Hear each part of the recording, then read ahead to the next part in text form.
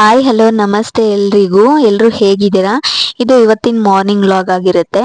ಬೆಳಗ್ಗೆ ನನ್ನ ಮಕ್ಕಳು ತಿಂಡಿಗೆ ಪಲಾವ್ ಮಾಡ್ಕೊಡಮ್ಮ ಅಂತ ಇಬ್ರು ಒಂದೇ ಸರಿ ಹೇಳ್ತಿದ್ರು. ಅದಕ್ಕೆ ಚೆನ್ನಾಗಿದೆ ಅಂತ ಹೇಳ್ಬಿಟ್ಟು ನಾನೇ ರೆಕಾರ್ಡ್ ಮಾಡಿ ಹಾಕಿದ್ದೀನಿ.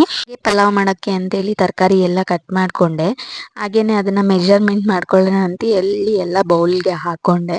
ಆದರೆ ವಿಡಿಯೋ ಕ್ಲಿಪ್ನ ಆನ್ ಮಾಡೋದೇ ಮರ್ತೋಗ್ಬಿಟ್ಟಿದ್ದೀನಿ. ನೀವು ಟ್ಯಾಗ್ಲೈನ್ ನೋಡಿರ್ಬೋದು, ವಿಡಿಯೋ ಮಾಡೋದೇ ಮರ್ತೋಗ್ಬಿಟ್ಟಿದ್ದೀನಿ ಅಂತ ಹಾಕಿದ್ದೀನಿ. 1 ಕಪ್ ಬೀನ್ಸು, 1 ಕಪ್ ಕ್ಯಾರೆಟು, ಹಾಗೆಯೇ ಒಂದು ಟೊಮ್ಯಾಟೊ, ಒಂದು ಈರುಳ್ಳಿನ ಕಟ್ ಮಾಡಿ ಇಟ್ಕೊಂಡಿದ್ದೀನಿ.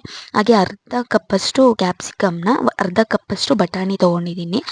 ಈಗ ಸ್ಟವ್ ಆನ್ ಮಾಡಿ ಕುಕ್ಕರ್ ಇಟ್ಬಿಟ್ಟು ಸ್ವಲ್ಪ ಎಣ್ಣೆ ಹಾಕಿ ಚಕ್ಕೆ ಲವಂಗ ಮತ್ತು ಒಂದು ಸ್ಟಾರ್ ಹೂವು, ಒಂದು ಏಲಕ್ಕಿ, ಹಾಗೆಯೇ ಪಲಾವ್ ಎಲೆನ ಕಟ್ ಮಾಡಿಬಿಟ್ಟು ಹಾಕಿದ್ದೀನಿ.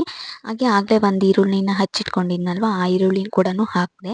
ಅದು ಸ್ವಲ್ಪ ಬಾಡಿಸ್ಕೊಂಡೆ ಈರುಳ್ಳಿನ, ಸ್ವಲ್ಪ ಕಲರ್ ಚೇಂಜ್ ಆಗೋವರೆಗೂ. ಆಗಲೇ ರುಬ್ಬಿಟ್ಕೊಂಡಿದ್ನಲ್ಲ ಮಸಾಲೆ, ಆ ಮಸಾಲೆನ ಈಗ ಸೇರಿಸ್ತಿದ್ದೀನಿ. ಮಸಾಲೆಗೆ ಶುಂಠಿ, ಬೆಳ್ಳುಳ್ಳಿ, ಪುದೀನ, ಕೊತ್ತಂಬರಿ ಸೊಪ್ಪು, ಹಾಗೆಯೇ ಒಂದು 5 ಮೆಣಸು ಕಾಳು ಇರುತ್ತಲ್ವ, ಅದನ್ನು ಹಾಕಿ ರುಬ್ಕೊಂಡಿದ್ದೆ. ಅದನ್ನೆಲ್ಲ ಹಸಿ ವಾಸನೆ ಹೋಗೋವರೆಗೂ ಹುರ್ಕೋಬೇಕು.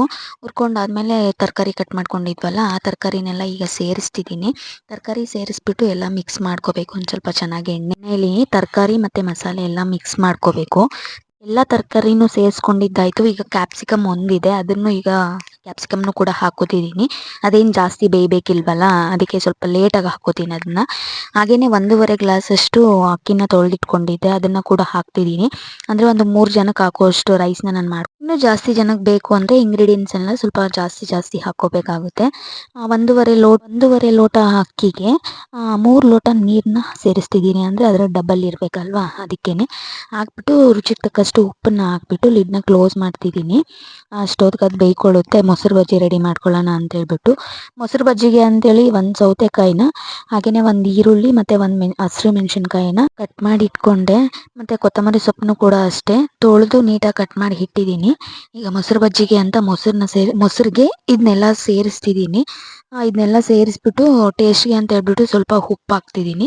ಉಪ್ಪು ಹಾಕ್ಬಿಟ್ಟು ಮೊಸರು ಬಜ್ಜಿ ಕೂಡ ಎಲ್ಲ ರೆಡಿ ಆಯಿತು. ಅಷ್ಟೊತ್ತಿಗೆ ಕುಕ್ಕರ್ ಕೂಡ ಕೂಗ್ತಿದೆ ನೋಡಿ, ವಿಜಿಲ್ ಬಂತು.